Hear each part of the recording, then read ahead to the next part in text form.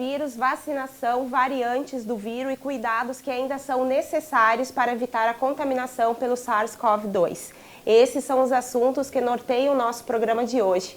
A conversa virtual é com o professor Fernando Spilk, coordenador do Laboratório de Microbiologia Molecular da Universidade Fevale, doutor em Genética e Biologia Molecular, com atuação em Virologia Básica, Animal, Humana e Ambiental. Professor Fernando Spilk, seja muito bem-vindo ao nosso programa Vitalidade mais uma vez, hoje conversando de forma virtual. Então, estamos aqui fazendo quase um ano da última vez que a gente se encontrou no Vitalidade, né? E claro, hoje a conversa é um pouco diferente, mas ainda sobre a batuta da pandemia de SARS-CoV-2. Então, eu tinha colocado assim, o ano passado nós conversamos em janeiro, antes mesmo do vírus chegar no Brasil. Em março, numa conversa mais, né, com um tom mais sério e preocupado, a gente conversou de novo sobre as situações, por exemplo, na Espanha e na Itália, e como fazer para que não fosse uma realidade brasileira, né? Hoje, agora, nós temos 10 milhões de infectados, 235 mil mortes, aproximadamente, e o início da vacinação no Brasil. Então, eu gostaria que pedir para o senhor traçar um panorama, então, desde a nossa primeira conversa até aqui, o que mudou, né? Porque quando o senhor veio aquela vez no nosso programa aqui, falava que era a quinta roupagem do coronavírus, né? Só que agora já tem até variantes desse SARS-CoV-2, né? Então, gostaria que desse uma contextualização de tudo que aconteceu nesse ano, que foi um ano muito atípico para o mundo inteiro. Não, de fato, né? Se a gente fosse olhar para trás, mesmo nós da área não prevíamos, né, que lá em janeiro definitivamente não prevíamos, aí depois em março a situação já era bem mais delicada, né? A gente já tinha uma noção muito completa do que estava ocorrendo. Na verdade, quando o vírus ele sai da China, né, e adentra a Europa, ele ganha uma dinâmica nos países ocidentais, né, de transmissão, e ele já vem da Ásia, já naquele momento, com algumas mutações que conferem a ele uma alta transmissibilidade, o caso de uma mutação que até hoje está em praticamente todas as amostras, que é chamada de D614G, e aí a gente tem na Itália, na Espanha, na Alemanha, na França, quadros bastante graves, passa algum tempinho e a gente acaba encontrando o vírus no Brasil e nos Estados Unidos no final de fevereiro. Essa situação ela é uma situação drástica, ela leva, como as pessoas lembram, a uma série de restrições de movimentação ao redor de março, com imediatamente uma situação muito ruim, né, que é a situação de uma polarização da discussão em termos não científicos, né?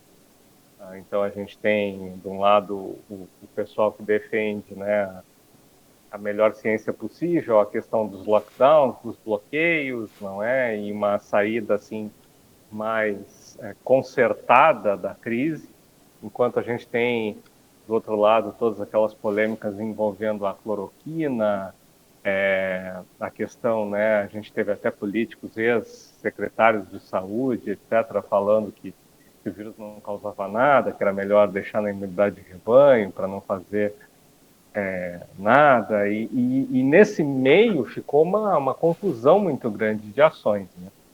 E aí a gente vai caminhando e ao sairmos da primeira época de contenção, digamos assim, a gente entra em sistemas, né, os chamados sistemas de distanciamento controlado, etc., aqui no estado de São Paulo, no Rio de Janeiro, em outros estados. E começamos a um processo que nos trouxe até aqui. Na verdade, a gente nunca mais, depois da adoção desses sistemas vários, a gente teve um momento assim de real suficiência das medidas de proteção. A gente saiu lá de março de decidir se a escola fechava ou não, para novembro, onde a gente estava decidindo se o pub abria ou não depois das 11 horas. Quer dizer, começamos a discutir detalhes completamente insuficientes. E isso dá bem o panorama de hoje, né? Lá no passado a gente teve uma primeira onda, né, no Brasil até o redor de maio, aqui no Rio Grande do Sul, conforme previmos, né? Infelizmente a gente acertou muitas das predições, digamos assim, uma primeira onda que se agudizou muito durante o inverno gaúcho, como era de se esperar, com uma doença respiratória, né, ali por volta de julho, início de agosto. E a segunda onda que atinge o Brasil praticamente na mesma temporada, ao redor do final de outubro, início de novembro, né, com crescimento muito grande no início de novembro, especialmente impulsionada, acreditamos, pelas curvas, pelo dia de finados, né, com um feriado onde houve foi, digamos assim, o primeiro feriado após o Dia das Mães, com uma liberdade muito grande de tráfego, né? E dali a curva só vem subindo até poucas semanas atrás, quando então a gente agora acha que está passando do segundo pico, mas nós estamos chegando num nível de estabilização muito similar ao que nós tivemos como pico da primeira onda. Então, realmente, assim, agora com a vacina, né, ainda também, outro problema brasileiro, né, a vacinação muito lenta, né, muito mal distribuída, e aí esses fenômenos de grande oportunidade do vírus para realizar infecções, né, de grande oportunidade do vírus para se movimentar na nossa sociedade e causar novas infecções, acaba nos trazendo para a realidade que tu trouxeste aí na tua introdução. A gente sai lá de um vírus, né, uma espécie característica diferenciada de outras 4 que já infectavam seres humanos, para agora um vírus que tem diversas variantes. Elas não são tão diferentes assim, mas a gente provavelmente vai conversar. Algumas diferenças fazem bastante barulho, e aí a gente precisa estar pronto para o que vem pela frente. Pelo que a gente vê nas manchetes, são cerca de 12 variáveis ou cepas, professor. Quais as principais diferenças e o que a gente tem que se preocupar, as pessoas que são leigas, assim, né, a sociedade em geral, o que ela tem que se preocupar em relação a essas novas variantes? Na verdade, nós temos no mundo inteiro, já ocorreram 80 linhagens, 80 jeitos diferentes de ser do SARS-CoV-2. O que aconteceu? De janeiro até por volta de setembro, a gente via uma certa constância assim, do genoma dentro dessas linhagens. Elas eram relativamente parecidas. De setembro para cá, na verdade, outubro para cá, falando melhor, a gente vê uma dinamização muito grande das infecções. O retorno às aulas no hemisfério norte, a própria questão aqui no Brasil da questão do início da fase mais quente e esses feriados que eu mencionei, né, lá com o Dia da Criança, depois, com certeza, do que a gente vê nos dados do feriado de finados, eles levam a uma amplificação, a uma dinâmica de números completamente inéditos no contexto da pandemia, né? Então, a gente teve picos no Brasil, em algumas regiões, onde a gente teve o dobro do tamanho do pico da primeira fase. Tendo tantas pessoas para infectar, o vírus tem muita oportunidade de, ao acaso, ir mutando. A maioria das mutações não resulta em nada, ela nem fica fixada, a gente nem fica sabendo que ela existiu, porque não são benéficas para o vírus. Mas especialmente mutações que tenham a ver com a transmissibilidade, e nessa fase em que nós estamos, mutações que possam conferir ao vírus, por exemplo, a capacidade de vencer a barreira de anticorpos neutralizantes, os anticorpos que efetivamente debelam infecção, protetores, mutantes que tenham isso vão ser bem-sucedidos. E é exatamente isso que a gente está vendo agora. Nós já tivemos no Rio Grande do Sul, dessas 80 linhagens, nós já identificamos, entre trabalhos nossos e do pessoal da Secretaria da Saúde, em torno de 12 linhagens que já circularam aqui, mas o que chama atenção não é o número de linhagens que circulou ao todo, o que chama atenção é a diversidade de linhagens que circulam em um mesmo momento. Então, nós mesmos aqui realizamos um estudo, junto com o apoio do pessoal do Laboratório Nacional de Computação Científica, onde nós fizemos sequenciamento de amostras, a gente encontrou circulando no mesmo período aqui na região, na Serra, na região metropolitana, Vale dos Sinos, em Costa da Serra, 5 linhagens. Isso promove muitos fenômenos que são ruins, né? Por exemplo, a história da reinfecção, que muitos têm ouvido falar, aquilo que nós detectamos aqui de maneira inédita, a co-infecção, a pessoa infectada com mais de uma linhagem, e grande parte dessas linhagens modernas, elas têm, então, mutações que permitiriam que o vírus consiga fugir de resposta imune, não da resposta imune, isso a gente consegue dar um jeito porque a gente aprende como ele é. Mas as pessoas que já tinham memória em relação a outras linhagens do vírus agora estão mais expostas porque o vírus conseguiria fugir dessa imunidade. Isso, no médio prazo, é um desafio também, não tão grande, talvez, quanto as pessoas imaginem, mas é um desafio para a questão das vacinas, né, que precisam continuar, a gente precisa continuar vacinando muito para poder sobrepujar isso e talvez até atualizar as vacinas. Então, o que mais nos preocupa hoje são essas linhagens que têm essas mutações. Nominalmente, hoje, é a linhagem sul-africana, né, a P1.1351, a linhagem inglesa, chamada B1.1.7, e no caso do Brasil, duas linhagens, né? A gente achou uma terceira linhagem, uma variante nova aqui na região, mas as que mais nos preocupam são aquelas que vieram do Rio de Janeiro, a linhagem P.2, e essa linhagem de Manaus também, a P.1, em virtude de todas elas, independente de não serem relacionadas, estão convergindo e tendo as mesmas mutações, justamente mutações que podem dar uma certa fuga do sistema imune, da resposta pregressa. Não, o sistema imune, como eu falei e repito, não vai conseguir lidar com essas linhagens também. Mas aí é que nós temos um problema.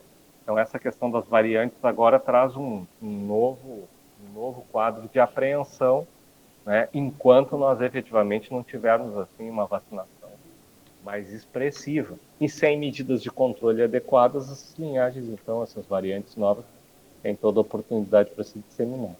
Professor, e essas novas variantes, elas costumam atacar mais alguma faixa etária? Antes tinha toda assim, uma preocupação assim, com a terceira idade, grupos de risco, mas elas, por exemplo, as crianças, os mais jovens, estão mais suscetíveis dessa vez ou alguma linhagem dessas? E se a pessoa que tem a Covid dessas linhagens é uma Covid mais agressiva ou não tem nada a ver com isso? Quanto à doença, já respondendo o final da tua pergunta, quanto à doença, é muito difícil valorar isso. Na verdade, o que a gente viu até agora, todas essas variantes e as diferentes linhagens têm um perfil, um espectro de doença muito similar, que vai desde o assintomático até uma doença grave, sem nenhuma delas, assim, ser, por enquanto, digna de nota. Como vocês sabem, estão sendo feitos estudos muito aprofundados sobre a questão da linhagem de Manaus em relação a isso. Mas é claro que quando a gente avalia essa questão de patogenicidade, de doença, tem que contar também o ambiente em que o indivíduo está inserido, onde que ele tem o atendimento dele de saúde, etc., né? Então, é muito difícil afirmar alguma coisa nesse sentido. Eu diria que eu seria bastante prudente em relação a isso, né? A doença é muito similar entre as diferentes linhagens. O que tu me perguntas aí sobre a questão dos mais jovens, bom, para a linhagem inglesa, B1.1.7, chegou a ser demonstrado, depois foi confirmado, que ela ataca todas as idades, como qualquer outra delas, mas ela teve, em algum momento, uma prevalência, uma ocorrência muito alta em indivíduos, principalmente, não só meninas, mas principalmente meninas, adolescentes, tá? Mas ela teve também uma prevalência mais alta que o normal em meninos adolescentes também. Então, numa faixa etária entre os 9 e os 18 anos de idade, na Inglaterra. É um dado consistente, né? Não tem dúvida, mas a gente também tem que levar em conta outra questão aí. Há um aumento do número de casos na faixa até os 30 anos, em geral, nessa segunda onda. Tá? Na verdade, na maioria dos países europeus, onde se fazem mecanismos, né, de rastreamento mais adequados, de onde podem ter surgido diferentes surtos, etc., ficou muito claro nessa segunda onda que aquilo que eu costumo colocar entre aspas, porque é algo que não é nem muito cordial ou civilizado dizer isso, mas aquele cansaço alegado por todos nós em relação à pandemia, né, parece que pegou mais forte nos jovens. Então, por exemplo, eu acompanhei de pertinho, pelo relato de de colegas e de amigos lá na Finlândia, por exemplo, eles conseguiram mapear, rastrear um surto de grandes proporções em jovens relacionados a uma rave ocorrida numa região central da Finlândia. A mesma coisa ocorreu na Inglaterra, diversos eventos de aglomeração de jovens estão ligados a essa expansão inicial da amostra da linhagem B1.1.7.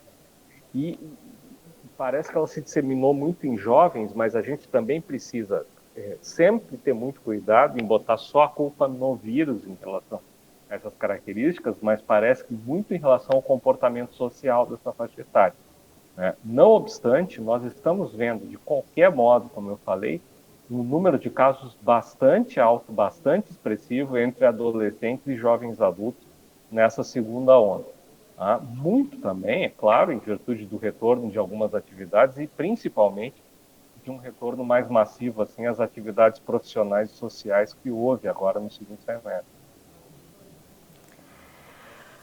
Professor, o senhor falou de alguns casos mais complicados, como, por exemplo, na cidade de Manaus, o Rio Grande do Sul e outros estados estão recebendo pacientes de lá. Você acha que pode trazer implicações assim, para a saúde sanitária dos outros estados, mas esse vírus já está circulando, essa cepa já está circulando aqui, né? Na verdade, nós ainda não tivemos fora do Pará e de São Paulo e do Amazonas, talvez eu esteja atrasado no momento dessa entrevista, tem algum outro estado a mais, mas nós não tivemos ainda detecções consistentes da amostra P1, da linhagem P1 lá de Manaus. Ainda não. Mas eu, honestamente, traria para as pessoas a seguinte reflexão. Muitas pessoas, e todos nós, né, ficamos atentos a essa situação do transporte de pacientes. Não há dúvida que há um risco envolvido, mas sabemos que as equipes de saúde estão tomando medidas de biossegurança, né, para isolar esses pacientes, inclusive na maioria dos hospitais, com cuidado de não deixá-los nem em contato com outros pacientes. Então, eles estão ficando em enfermarias isoladas. Mas eu quero trazer para vocês a seguinte reflexão. Nada me impede hoje, digamos, eu não acredito, sinceramente, que a amostra de Manaus vá, ela sozinha, provocar a hecatombe que nós vimos lá. Eu acho que não está só com a amostra o problema. Tá? Eu acho que é uma série de questões do atendimento local, também outras questões, até a disposição muito exacerbada da população, como foi relatado. Mas assim, digamos que a amostra fosse um problema. Hoje eu não tenho qualquer restrição para ir à internet com cartão de crédito e comprar uma passagem para ir a Manaus na quinta-feira e retornar na segunda-feira. Não tem qualquer bloqueio. Nós estamos vendo essas variantes ganharem espaço no Brasil, né?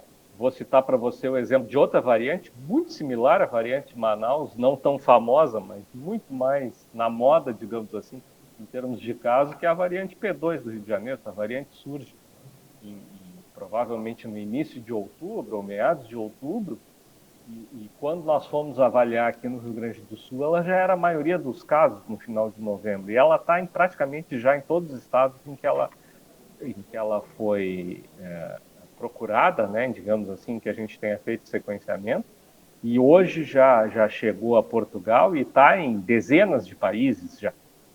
Então, quer dizer, não tem restrição de viagem nenhuma. Né? Então, os pacientes estão saindo de Manaus, preocupa. Mas e quem não é paciente, que não está internado, que está viajando? Basta ter dinheiro. Até se quiser viajar para se internar, pessoas que têm muito recurso, como vocês sabem, né? No Brasil, às vezes, o pessoal acaba pegando o avião e indo para São Paulo. Não há problema nenhum, não há nenhum impeditivo, né, para o deslocamento civil de pessoas da região de Manaus e do entorno. Quer dizer, então, nós não temos a menor dúvida nesse contexto que vai se alastrar qualquer amostra que surja lá, ou aqui, ou em qualquer lugar, enquanto não forem tomadas medidas de contenção verdadeiras. Isso incluiria fechar as fronteiras dos estados? Eu acho que incluiria, pelo menos, que nós tivéssemos aí um certo cuidado. O nosso cuidado com a primeira onda, né, não foi nem comparado com alguns países. Né? A gente fala muitas vezes com grande rancor e dor em relação ao lockdown ocorrido na primeira onda lá em março, abril, mas ninguém aqui foi parado na rua depois das 19 horas, porque estava se deslocando. Ninguém precisou esperar às 19h30, 8 horas da noite para sair para correr e fazer exercício. Né? A gente raras vezes teve bloqueio de tráfego entre cidades. Né? Aqui na região foram pouquíssimos eventos, né? E mesmo assim a gente teve um lockdown ali. Na segunda onda a gente simplesmente viu a coisa passar, né? A gente simplesmente não deu muita bola, né? No Brasil inteiro, em muitas partes do mundo. O que aconteceu? Em outras partes do mundo começou a aparecer variante na Inglaterra, 7 semanas de lockdown. Na Alemanha começou a aumentar o número de casos óbitos em idosos, fecharam também por algumas semanas, fizeram uma série de restrições, primeiro mais brandas, que até foi surpreendente para a Alemanha, depois muito mais contundente. Portugal seguiu o exemplo do Brasil, né? Fez um trabalho exemplar na primeira onda, muito melhor que o nosso, aliás. Na segunda onda deixou correr, agora está tendo que exportar pacientes para outros países europeus. Então, eu acho que nós estamos muito brandos, assim, nós estamos enxergando a coisa de maneira muito branda. E isso aqui levou a um aumento, um incremento do número de casos impressionante agora na segunda onda. Quando a gente conversa com as pessoas, muitas falam que aqui no Brasil o distanciamento social e todas aquelas medidas foram tomadas muito cedo e que quando chegou realmente uma determinada época que deveria sim começar, até porque falam da parte econômica, né? A sua avaliação continua como antes, paramos no momento certo. Foi fundamental parar ali em abril. Parou no momento certo. Senão teria sido pior. Basta ver os números de São Paulo os números de São Paulo e Rio Grande do Sul são reveladores disso, né? A gente tinha uma dinâmica, um teto do número de casos diários durante aquele processo extremamente satisfatório, né? A gente via às vezes aí na região mesmo. Quero lembrar vocês, a gente até por volta do Dia das Mães a gente via aqui na região 2 óbitos, 3 óbitos numa semana, quando tinha, né? Quando chega o dia 11 de maio, né, em que se implantam as medidas, né, de descontingenciamento, assim, que passa a se chamar, então, oficialmente, né, do distanciamento controlado, se abre uma série de atividades, etc., fica muito claro como estava dando certo, porque imediatamente começa a explodir, nós vamos para um junho terrível, né, e enfrentamos ali no inverno uma situação que nos parecia terrível. Nós chegamos aqui na região no inverno a ter 1.900 casos novos numa semana, né? 70 e tantos óbitos, 90 e tantos % sempre de ocupação das UTIs. Agora, na segunda onda, nós fomos a 3.000 casos numa semana. Hoje nós estamos no Rio Grande do Sul, no que todo mundo pode considerar uma calmaria, tendo 3.000 casos novos por dia no momento em que falamos. Né? Quer dizer que 3.000 pessoas se infectaram de ontem para hoje e vão entrar na estatística na quinta ou sexta-feira. Quer dizer, é uma loucura, né, de casos novos. Isso mantém o vírus num grau de atividade muito forte. Nós estamos muito longe de alcançar controle por vacina, porque a gente não vacinou nem 2% da população ainda, a gente precisa alcançar ali entre os 50% e 70%, que os países que alcançaram isso estão vendo alguma diferença. Então, a gente deveria ser um pouco mais racional, seja setor público, seja empresas, e principalmente os indivíduos em relação a isso nesse momento. Mas a gente sabe, hoje as famílias estão impactadas, no sentido de que às vezes é muito difícil, né? Por exemplo, lidar com um determinado membro da família não vá para uma festa, não vá fazer uma aglomeração qualquer. Isso daí é que está nos mantendo a pandemia aqui no Brasil em níveis muito altos. Né? E a gente teve um problema, viu, que eu queria destacar.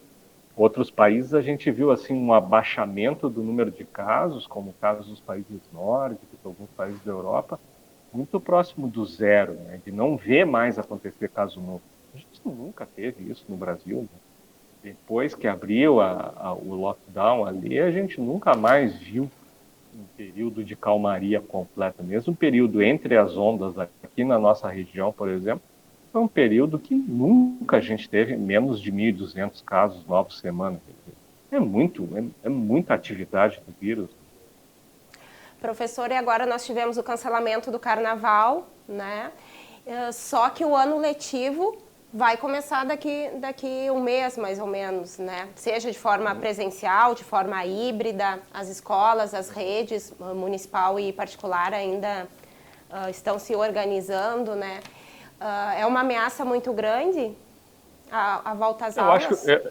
Eu acho que o carnaval é muito pior, né? Eu acho que é muito acertada essa medida do cancelamento do carnaval. Espero, né, que nós sabemos que o carnaval de clubes, o carnaval de rua, de escolas de samba e de agremiações vários de blocos é muito forte, é o mais forte que há, mas nós sabemos que o carnaval também é um feriado mais prolongado, que dá vazão a muitos eventos familiares de amizade grandes. Então eu tenho um medo assim que apesar do cancelamento, se não houver uma atitude muito proativa dos indivíduos, no sentido de contribuir, mesmo que não haja proibições, né, de evitar essas aglomerações, que a gente mesmo não tendo assim as aglomerações a olhos vistos, elas vão acontecer de maneira inadvertida por parte das famílias e dos indivíduos. Inclusive nas praias, né, professor? Agora é época de bastante calor. Exatamente,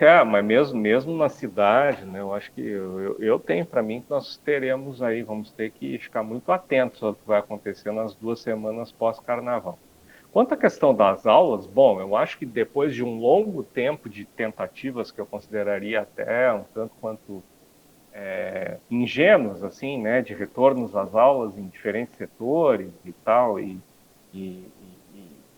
alguns paliativos que foram montados em algum momento que realmente não tinham assim muita razão de ser, e especialmente em momentos muito críticos da pandemia. Eu acho que agora essa proposta que há no ensino privado e no ensino público também, das aulas híbridas, com turmas se revezando, etc., ela pode ter até algum nível de sucesso. Claro que a coisa mais importante é, sem dúvida, estar atento para eventuais cadeias de transmissão, né? Uma turma, por exemplo, onde apareça mais de um jovem ou mais de uma família afetada pelo vírus, quer dizer, tem que ter uma disciplina agora e uma sinceridade do pacto, né, de pais e mestres, digamos assim, no sentido de cuidar de todos e das famílias muito grande. Vamos ver como isso vai se desenrolar. Mas me parece, de toda a janela que tivemos até o presente momento, aqui é a primeira vez em que faz sentido mencionar isso, né? Porque pelo menos a gente tem assim, a população de profissionais de saúde já está razoavelmente imunizada, né?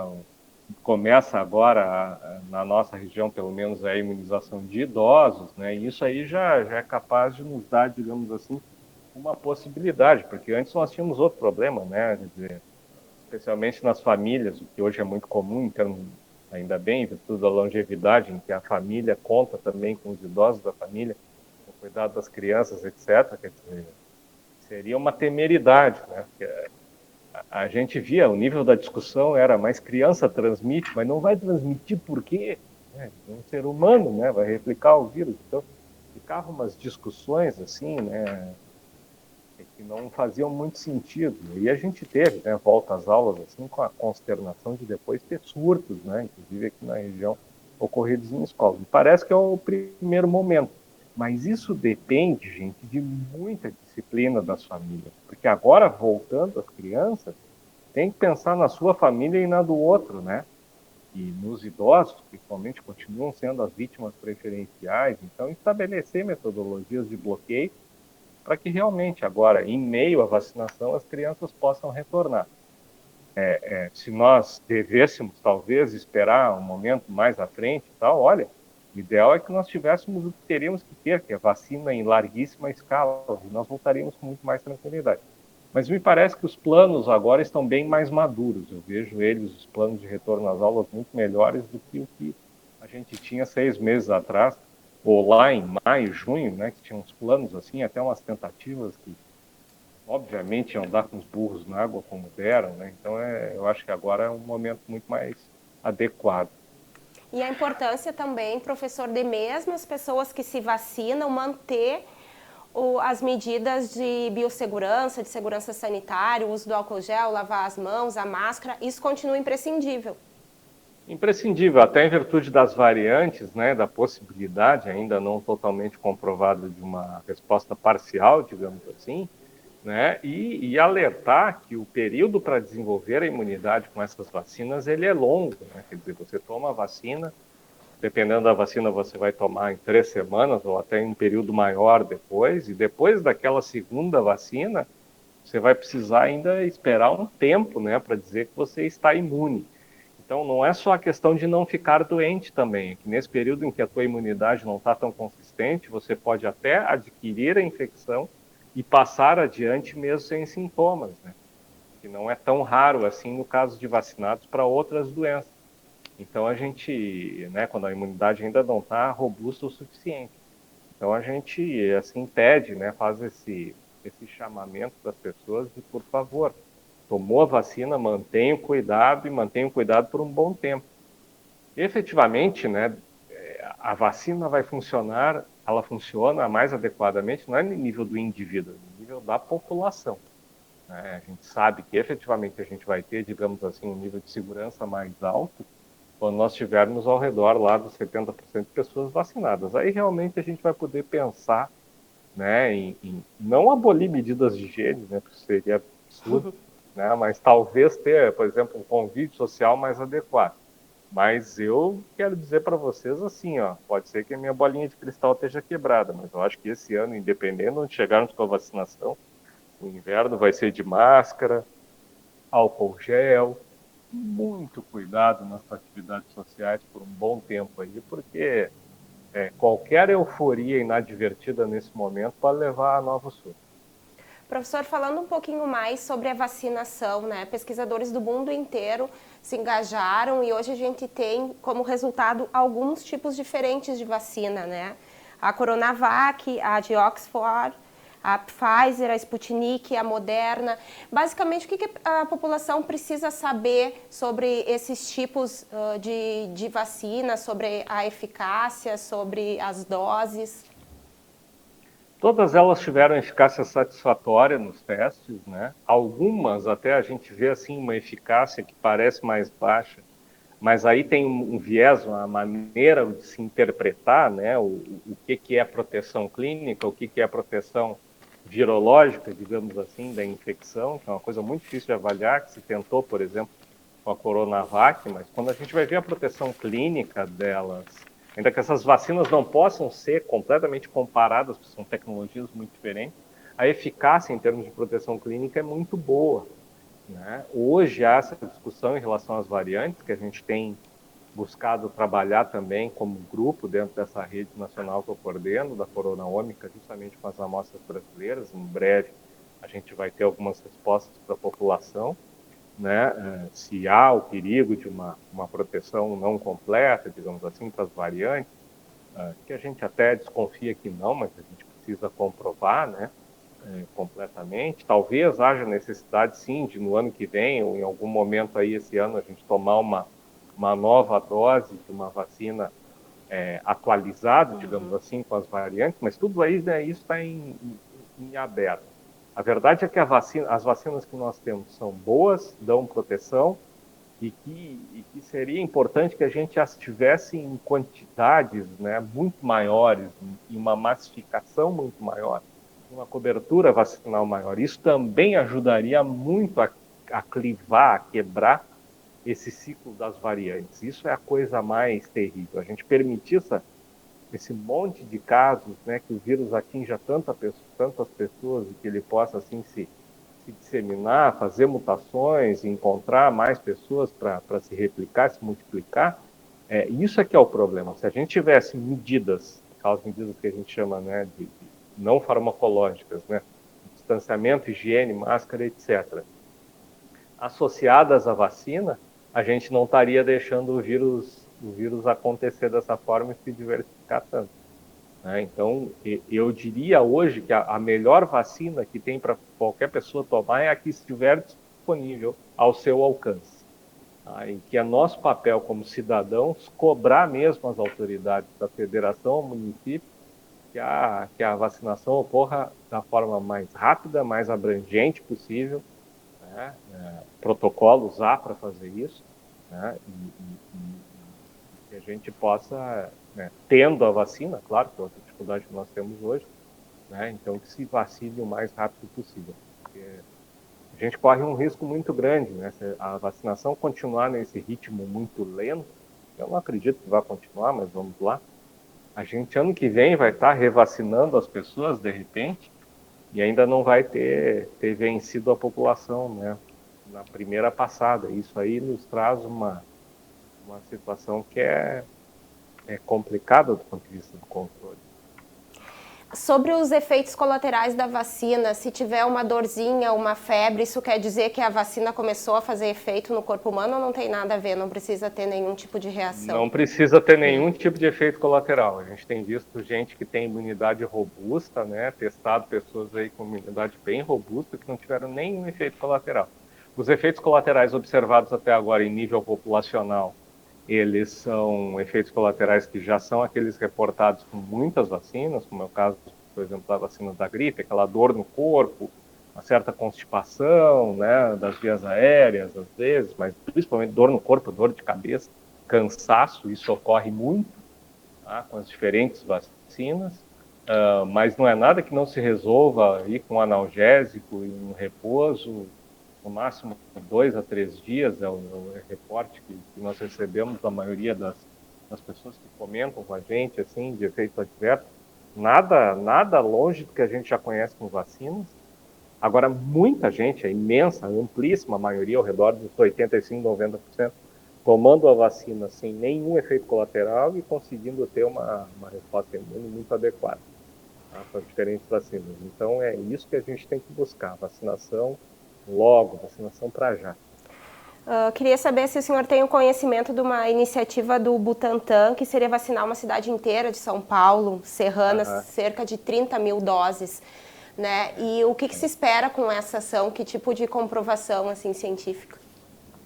Eu acho que pode ser, em situação de campo, uma comprovação muito importante, né? Uma demonstração muito importante. Hoje está muito difícil comunicar-se, né, com a sociedade a respeito desses achados, e com essa vacinação lenta, o medo que se tem é que a sociedade só vá perceber os benefícios da vacinação de maneira muito tênue, né? Então, essa iniciativa parece interessante, né? Você vacina um grande contingente populacional e, a partir daí, vai ficar muito claro o impacto, né, que a vacinação pode ter. Eu acho que é uma situação que fica muito boa, né, para a comunicação com a sociedade, em geral, com a sociedade brasileira, né?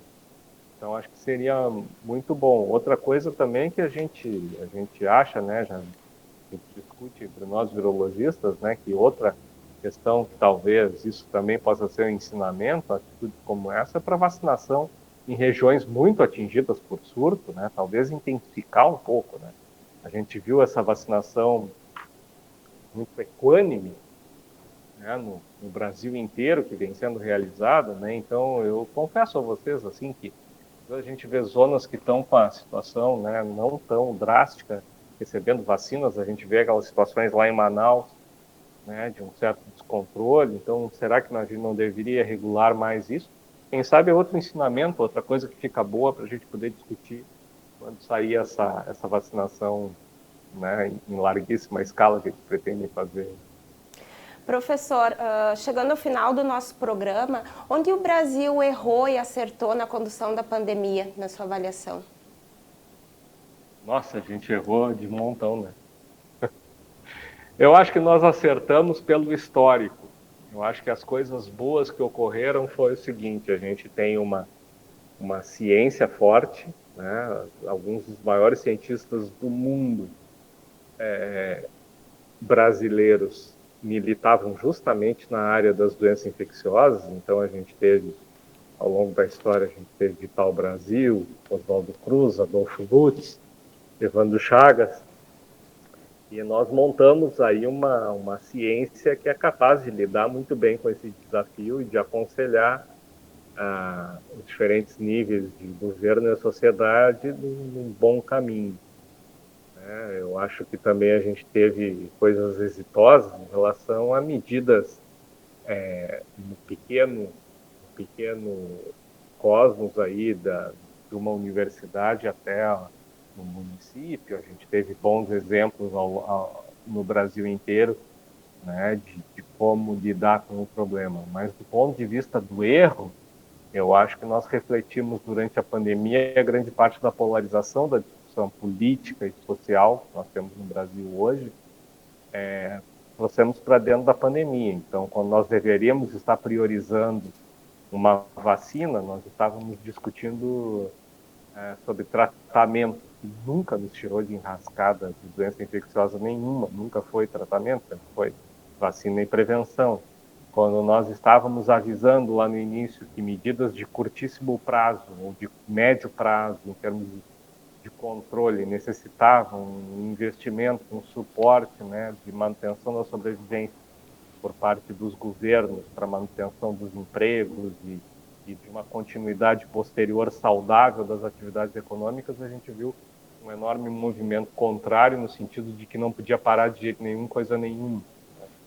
Então, e nós erramos basicamente em mais 2 setores que eu assinalaria. Nós tivemos projetos aí que estão em andamento muito bem sucedidos com vacinas. Ainda não temos uma vacina completamente brasileira, mas teremos mais de uma à medida que forem sendo investidos os recursos para fazer os testes, né? Testes de pessoas muito gabaritadas no assunto de vacinologia, e nós teremos isso, mas talvez nós tivéssemos que ter investido também em uma vacina brasileira, na produção de uma vacina brasileira tão simples, por exemplo, quanto a Coronavac, que a gente tivesse agora mais autonomia no processo, né? Coisa que nós sabemos fazer, mais autonomia no processo de manufatura, que é uma coisa que está nos brecando um pouco o controle. Esse é um erro. E o outro erro foi que a gente confiou demasiadamente, né?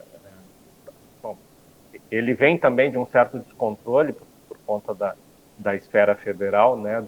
Que medidas tomar, né? Um certo negacionismo, mas a gente confiou demasiadamente nas esferas inferiores em medidas de controle que pareciam, assim, digamos, paliativos, né? Então, vai abrir o restaurante, tem que abrir o restaurante com não sei quanto de metros de mesas de mesa, tem que abrir a escolinha com não sei o quê. Então, na verdade, a gente tinha que estar pensando outra modalidade, outro modelo econômico para que esses negócios pudessem funcionar, mas de resto eram medidas absolutamente paliativas, como o próprio sistema aí de distanciamento controlado, também em grande parte ele funciona assim quase que como um paliativo.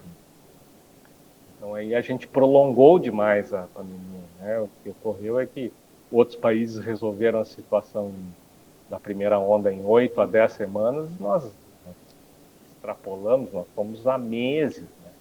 Adentramos a segunda onda, e se tu te lembrares, as pessoas ficavam discutindo, mas é uma onda? Ou vai ser só uma marolinha acima das ondas? Não, ela veio com tudo, foi uma onda bem bonita, bem grandona, né? Enorme, uma magnitude enorme, lamentável, né? Então a gente errou muito nisso, a gente deixou assim o vírus com muito espaço no Brasil. Daí essas variantes tantas, né? Daí todos esses problemas. Eu acho que nós atuamos muito pouco no controle, muito pouco. E agora estamos errando porque estamos sofrendo com a falta de vacina. E agora já é um outro problema, né? Eu acho que nós temos esses problemas. O Brasil teve um enfrentamento muito ruim. Se não fosse pela ciência e por atitudes isoladas, digamos assim, tanto do setor público quanto do setor produtivo e dos indivíduos, a gente não teria nada de bom para contar.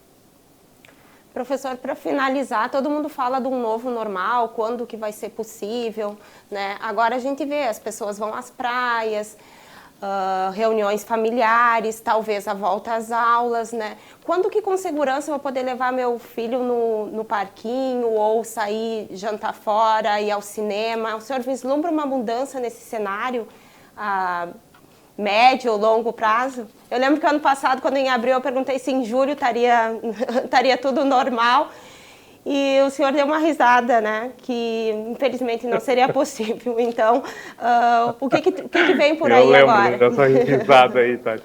Meio cruel até, mas eu acho que deu para ver, né? Por que eu ri. Todo mundo esperava até final de abril, né? E no fim, olha, nós já estamos em fevereiro de 2021. Exatamente. Eu acho que agora, né, a recuperação social e econômica, né, está na dependência da vacina. Né? Acho que a hora que a gente conseguir ter uma cobertura vacinal adequada, né, que assim seria o ideal, né, ali em torno dos 70%, como eu falei, aí a gente vai poder vislumbrar mesmo, a gente poder retornar a um normal, né? Eu não sei se ele vai ser tão novo assim, eu tenho sérias dúvidas, né? Mas eu acho que a gente vai poder retornar de verdade a atividades sociais mais regulares e tal. E aí depende muito da velocidade que vai ser implementada. Saiu um estudo que eu considero desesperador, acho que a gente não chega tão longe, né? Que dizia, se a gente continuar no ritmo que está, a gente vai a 2025. Mas eu espero muito que haja uma intensificação disso, né, que sejam destinados recursos adequados, que se busque solucionar esses problemas, que libere mais vacinas e tudo isso, e que a gente, de fato, aí, por meados do segundo semestre, a gente já tenha alcançado uma taxa de vacinação mais alta para, quem sabe, a gente ter, por exemplo, um final de ano mais dentro, digamos assim, da normalidade. Isso aí é a previsão que a gente tem. Mas é algo que eu digo para vocês, a partir desse momento, qualquer um vai poder prever e sentir quando isso vai acontecer. Acompanhe a taxa de cobertura vacinal. Hoje ela não chega a 2%. A gente tem que aumentar isso em 50 vezes. Professor, muito obrigada pela sua participação, pela sua disponibilidade em mais uma vez conversar conosco aqui a TV Câmara, nosso programa Vitalidade, e toda a comunidade que nos assiste pela TV, pelo Facebook e pelo YouTube. Um recado final, então. Eu agradeço demais, sempre é um prazer estar com vocês, a gente já teve em diferentes oportunidades, né, comentando este e outros assuntos, é sempre um ambiente muito agradável, né, entrevistas assim, muito bem conduzidas, eu acho que fica muito informativa a maneira como tu fazes, como a equipe coloca. Então eu agradeço, me coloco à disposição e vamos lá, cada um fazendo a sua parte, vamos tentar que a gente consiga controlar de fato a doença nesta fase agora, onde a gente está no universo pós-vacina, pós a segunda onda, né? Mas que a gente precisa se cuidar mesmo para que não haja uma terceira onda, uma onda de inverno muito alta, muito forte aí, depende de todos nós. Faço esse apelo à cidadania de todos. Se vacinem. Obrigada, professor.